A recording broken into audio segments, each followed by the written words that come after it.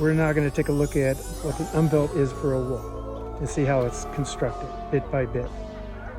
So although I go through the same environment that they go through, I literally see it differently than they do. So how do they do that?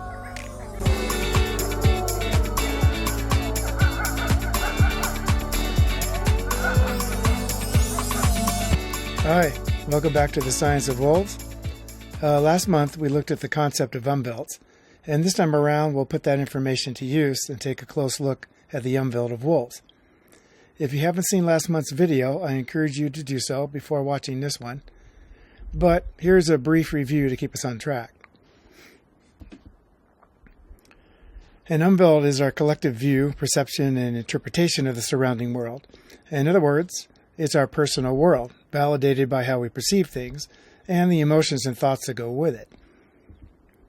And umwelts are based on a lot of things, but mostly on your anatomy, physiology, mood, past experience, and anything that helps create your experience of life. However, it is limited by what your body can sense around it and internally.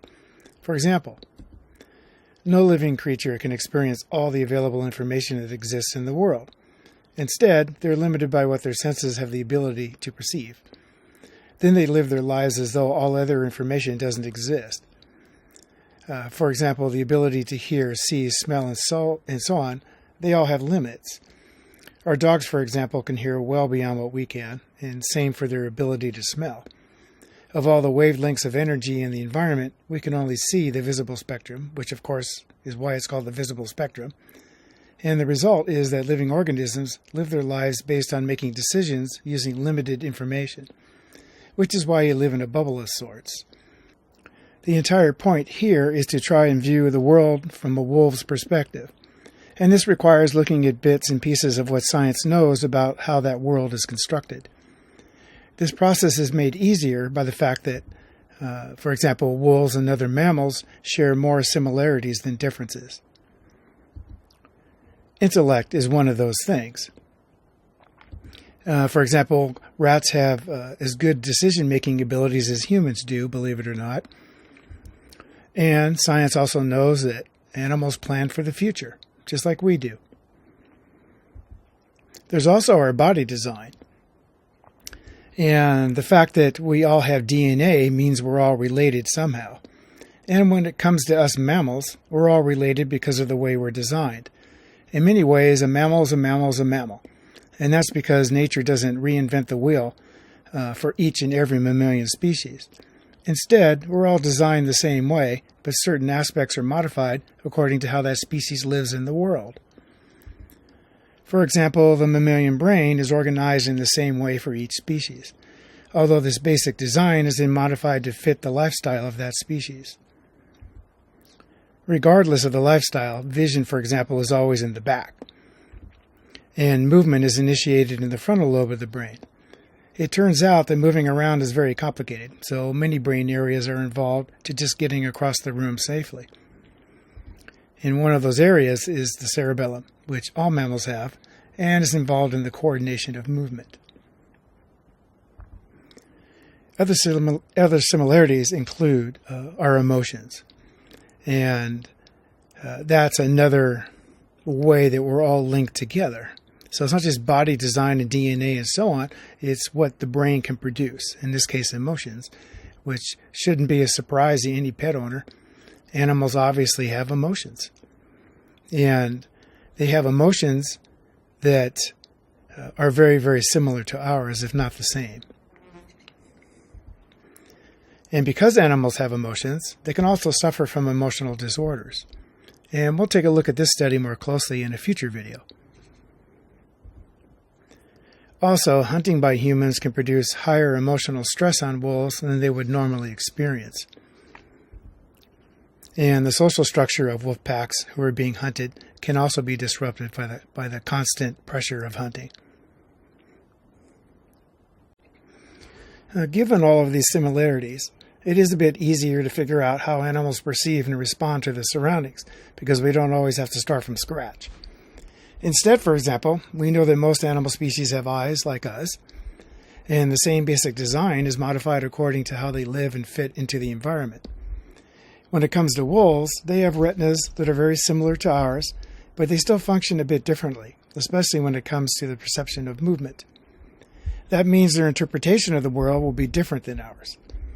And last month I showed you a video of Shoni, my dog, racing around the snow, and slowed down the video to show you what was really happening when she was running at such speeds. So let's take a look at that again.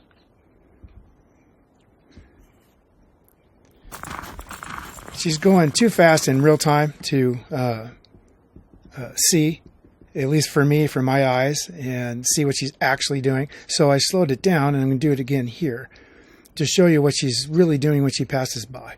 And she's looking right into my eyes, right into my face. As a communication device, so to speak, which is what dogs do. Wolves do the same thing. I assume she's expecting me to be looking back and seeing what she's doing, but of course my perceptual abilities are not capable of doing that. And as she passes by, she goes into the snowbank, and just before she makes that right turn, you could see her arms sticking out, and her hips are already kind of headed to the right. So if you could see that kind of detail at those speeds, especially if you're a wolf and any other predator, chasing down your prey would be a bit easier because you can anticipate the prey's move before they actually make it, not afterwards. Because if you're just going to follow them around, always responding to everything they do, exactly without anticipation, then you'll never catch up. So it turns out dogs and wolves can do this because they perceive motion quite differently than we do. Plus, the science shows that dogs are more attuned to the actions of an object rather than what the object is, at least initially. They need to sense immediately in their surrounding environment what may or may not be creeping up towards them, and then react to it appropriately. In other words, be more sensitive to the movement first, then figure out what the object is. Of course, this kind of mental processing happens quickly, and it's just that reacting to motion first is the higher priority. In fact, dogs are built for this, and the design of their retinas help point this out. And you'll see, excuse the pun, how amazingly different wolves and dogs can experience the same thing that you do under the same circumstances. In other words, their Umwelt is quite different than ours, even though we all experience the same event at the same time. This process is fascinating because science can actually figure this stuff out. Therefore, we'll have to review some science for a few minutes and go over how the retina perceives motion and how it's interpreted by the brain. But remember, these videos are called The Science of Wolves, but the term science can make some people feel intimidated. Even my students in the past, when they were purposely taking a science course, still felt intimidated by the process of science. So at the beginning of the course, it sometimes felt like they resisted a bit until they got used to the process of learning scientific concepts. So there was often some moaning and groaning until we got into the routine for the course. But science is just an extension of everyday common sense. But Uncle Jay is here to help you and guide you through it all. Shut it. Thank you. So let's go over how motion is perceived by the retina, because science can measure such things and allow us to compare this ability across a number of animal species, including our dogs. And you may find this fascinating because how animals perceive motion may have a lot to do with how they perceive the passage of time. In other words, time itself didn't change, but the perception of it did. But first, a few basics about the retina. Many people already have a general idea about the different kinds of photoreceptors that our retinas contain. For example, cones and rods. Most people have actually heard of those things. But photoreceptors detect the different wavelengths of energy contained in light. So let's go over the cones and the rods and see how they're different. For cones, they're for color vision in daylight. And they detect a lot of detail because of all the colors involved. Therefore, cones can help produce a higher visual acuity, which means a clearer image of what you're seeing. They're not so good, however, at detecting motion. But humans have three kinds of cones that detect the wavelengths of red, blue, and green light. and we see the entire spectrum of visible light. Dogs don't. And dogs have two types of cones. They have blue cones, and then they have cones that combine the detection of red and green wavelengths. So their color spectrum is restricted, and they end up having less detail about color as it comes in compared to us. Therefore, their visual acuity is not as good as ours. But it's not bad. And they also have fewer cones. However, it's a very different story when it comes to the rods. And the rods are for vision in low light, and they don't detect colors. However, they're great at distinguishing among gray tones from white to black. And they're also great at detecting movement, especially when using peripheral vision. And dogs have way more rods than we do, but fewer cones. And that makes their ratio of rods to cones much higher than ours. They also have something called a tapetum lucidum. And that's a layer of tissue behind the retina that humans don't have that acts like a mirror. And it reflects light back through the retina a second time to process some of the light that was missed initially as it passed through the retina. And this is exactly what makes animals' eyes glow in the dark, or when you take a picture of them in low light. In fact, this is a picture of a wolf with the so-called glowing eyes, but it's just light being reflected back off of the tapetum lucidum. In fact, when us residents are driving around here at night, we use this phenomenon to help find deer in the dark to help avoid colliding with them, although that doesn't always work.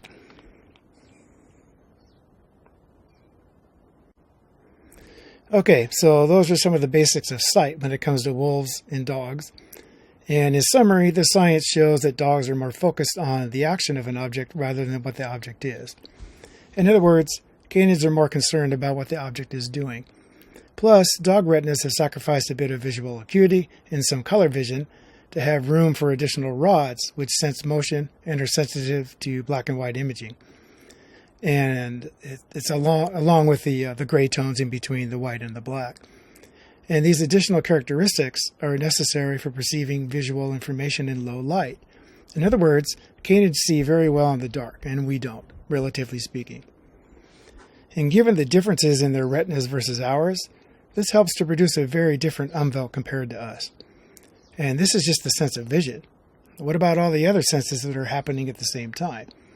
The result is that canids, meaning dogs, wolves, coyotes, foxes, and so on, experience the world in radically different ways than we do. So let's stick with the perception of motion for a few minutes to get across how mind-blowingly different it can really be. Remember Shoni racing around like a lunatic? Well, at that speed, she can see much more detail than we can, which allows predators like wolves to make much more accurate adjustments in real time when chasing their prey. How do we know this? Well, it's by using a concept in which we can compare the ability of a variety of species in regards to how they perceive motion. So here is some scientific lingo that you may not have heard of. And again, sometimes scientific phrases might intimidate people, but this concept means exactly what it says. It's called the flicker fusion rate. And again, it means exactly what it says, and I will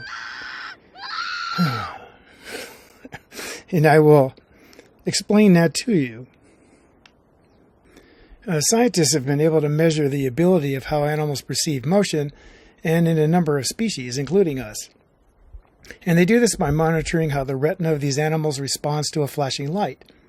And each flash is called a flicker, and the measurements are taken in flickers per second. And I'll use this flashlight as an example.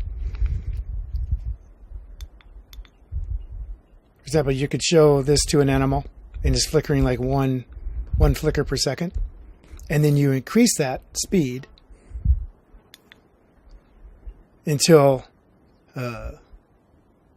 you end up getting more flickers per second until all of a sudden you can't, and I apologize if I'm inducing seizures in half the people watching this, but you keep increasing the speed of the flickers until you just get a solid, steady light. And when that happens, it's called flicker fusion. And flicker fusion then is the point where your perception of the flickering stops. Of course it hasn't, but you perceive it that way because that's the upper limit of your perception of motion. And the point here is when this happens, it's called the flicker fusion rate.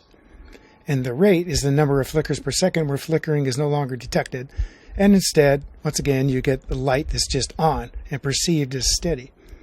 When all animals are tested in this way, and this is important, a specific rate is found for each of the species that were tested, which makes all of these animals comparable. And the different rates found for different species can then be used to determine how they exactly perceive their surroundings, which will be different than us, of course. For example, a starfish perceives motion, however, it does so at only 4 flickers per second. And a housefly can perceive motion up to 250 flickers per second, which makes it very difficult to use a fly swatter successfully. Why?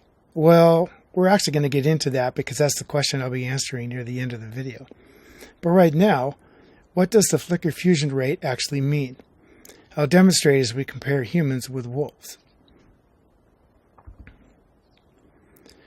We're going to do 2 things here. First, we'll go over the concept of flicker rates and how an increased number of flickers per second provides more information of an object that is moving. Second, we'll see what that information provides and how wolves and dogs compare with humans. You'll see afterwards that although we share the same world with these animals, even their perception of movement contributes to a different understanding of the same world we're experiencing. For example, overall, when an object is moving, your retina and ultimately your brain are processing the small bits of information coming in. And in this case, each bit of info is a flicker. Your brain then blends the flickers together as if what you're seeing is moving in a consistent way. So if you're seeing fewer flickers per second than your dog, for example, that means less information is coming in about the object that's moving.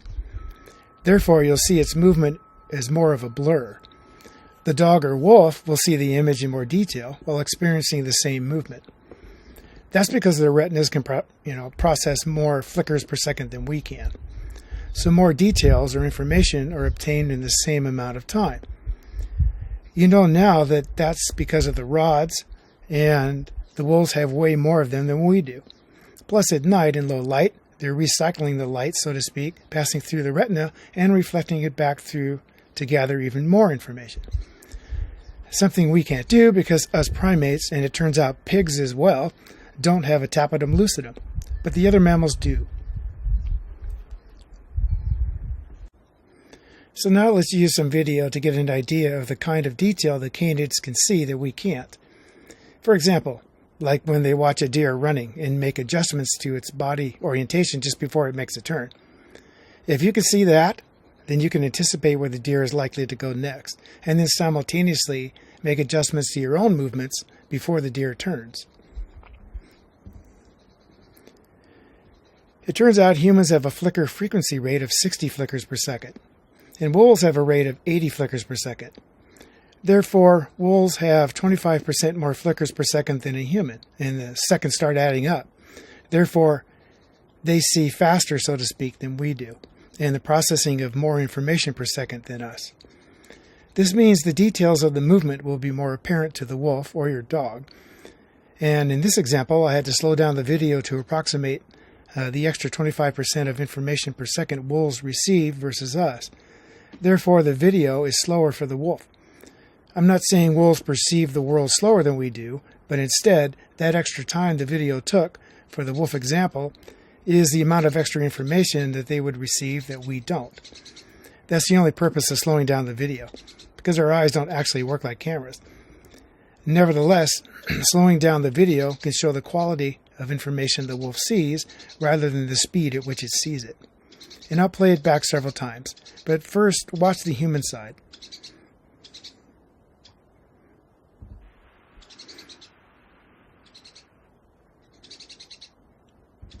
I'll play that again.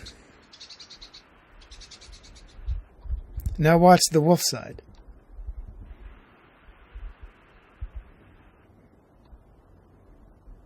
Play it again. And you'll see that the leg the deer is using to scratch itself is moving slower on the wolf side. especially at the hoof, which provides additional detail about the movement. The wolf isn't seeing it slower, it just gets this kind of detail in real time. It's processing the information about movement faster than us, and so are your dogs. One more time.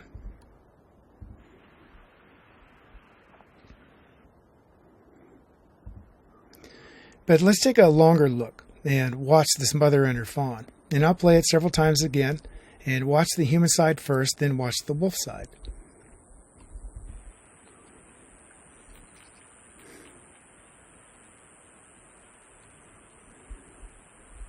I'll play it one more time.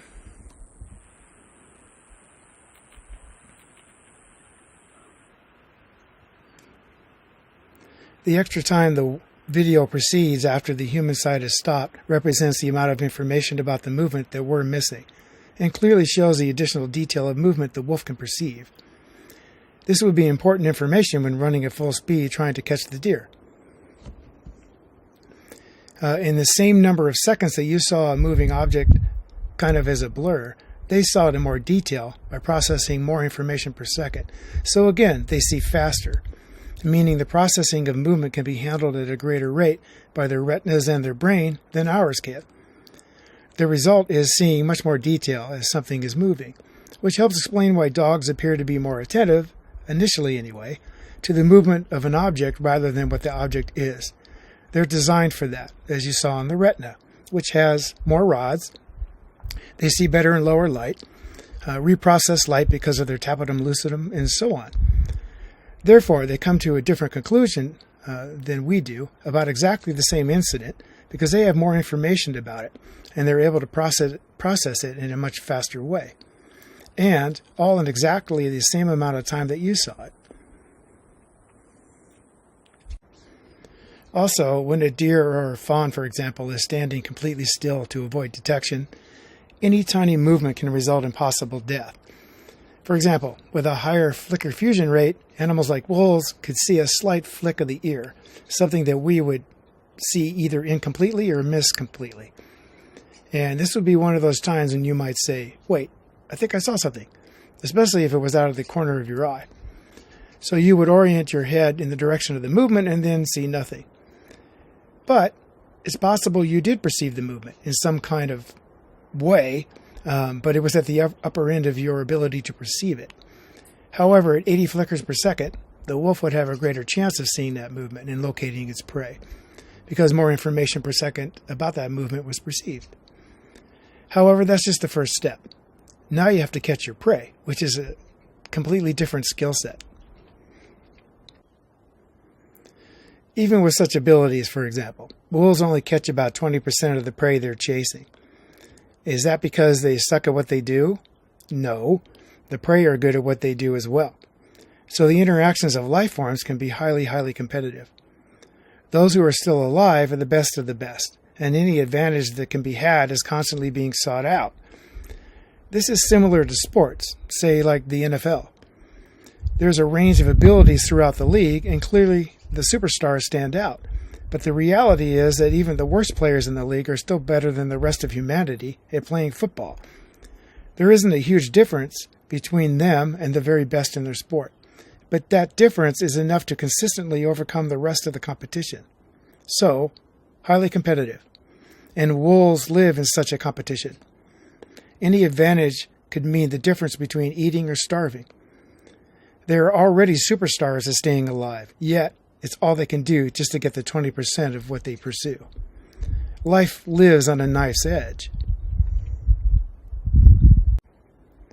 The flicker rate for ungulates, meaning hoofstock, like deer and elk, so the wolves' prey, hasn't been studied extensively, so we don't know that much about their flicker fusion rates. But we do know that for sheep, it's less than 80 flickers per second, so less than wolves. And although deer can run faster than wolves, the wolves can see their movement more precisely than the deer can see the wolves' movements, and therefore make corrections when chasing them down, in regards to the wolves. So it's a life and death scenario in which both parties are using their advantages and having their disadvantages exploited. Nevertheless, the result is that wolves catch only 20% of what they chase. Plus, the time of day, the amount of light, and so on can either optimize the potential flicker rate or decrease it. In deer, they see best in the morning and evening when they're the most active. Whether or not wolves accommodate for this is not really their choice. That's when the deer are the most active and they need to take advantage of it. It's all part of the, quote, game of staying alive. Oh, speaking of which, I hear the elk. So it must be time to answer some questions.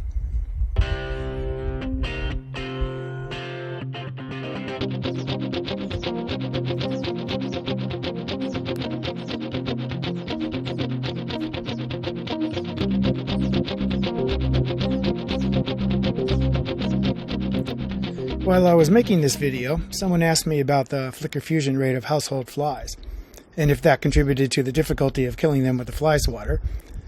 And in fact, I've known several people who are quite proud about their skills using a fly swatter. But at least that's how they thought of it.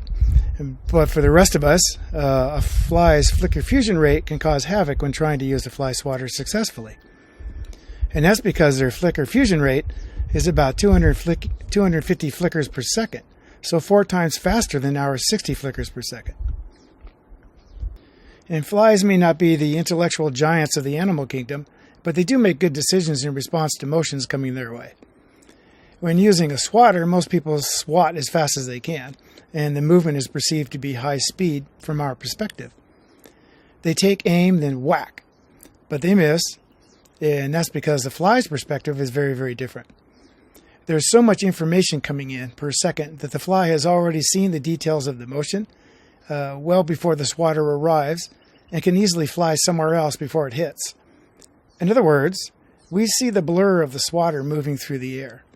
In that same amount of time, the fly's much greater processing speed for motion has already calculated the trajectory of that swatter, figured out a response, and for all we know, they had an espresso, walked the dog, and took a nap before they finally moved out of the way. So another way to look at this is how a fly might perceive time, at least in terms of motion. So much information is coming in at once that their perception may be that the swatter is moving in slow motion compared to what we would see. For the person using the swatter, the entire event is, swat. For the fly, it's more like swat. And not because time became slower, but because of the clarity of information that's coming in. And then they move out of the way. They see more quickly what is really happening than we can. They make corrections before the swatter gets there. Keep in mind, motion is only one component of their umwelt, and they're integrating other factors as well at the same time. For example, perhaps they can react to the pressure wave produced by the swatter material coming towards them, which is compressing the air as it moves. Just know that umwelts are the result of all factors happening at the same time, and we're only looking at one thing here, and that's motion, just to get a grasp on how this process works. Having said that, flies do get caught out on occasion, in which case it's like, no, help me. All this can also help explain why a dog that's never been abused sometimes backs up if you reach out too quickly to pet it. It's a bit like the swatter coming at the fly. There's a greater amount of information about the movement of our hand than you can perceive. The dog is already seeing the details of the movement, which show the hand coming towards them, the direction it's taking towards their face, and it's not stopping. So like the fly, the dog steps out of the way before your hand actually gets there. So the detail is enough so the dog doesn't have to wait until your hand arrives. So next time, we'll finish going over the umwelt of wolves by looking at their other senses, and then eventually use this information to see how wolves live and interact with the surrounding environment. And wolves, like other predators, have a specific role in the successful functioning of ecosystems, which is disrupted when we kill them, like via hunting and control actions. And we'll take a look at that process as well in the future. Until then, however, see you next time.